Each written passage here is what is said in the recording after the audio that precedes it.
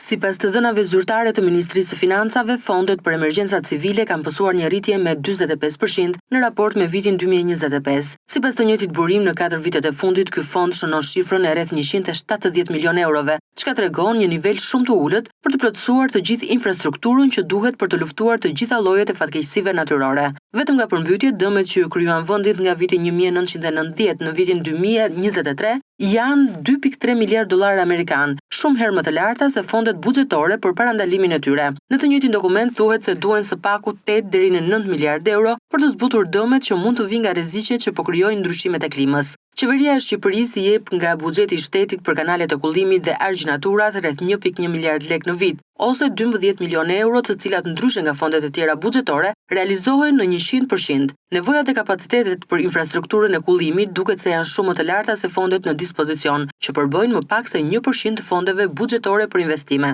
Megjithatë, buxheti i vitit 2026 për emergjencat civile është i pamjaftueshëm për të orientuar drejt investimeve afatgjata në infrastrukturë dhe menaxhim të rrezikut klimatik, ndërkohë që kompensimi i dëmeve kërkon një angazhim ekstra.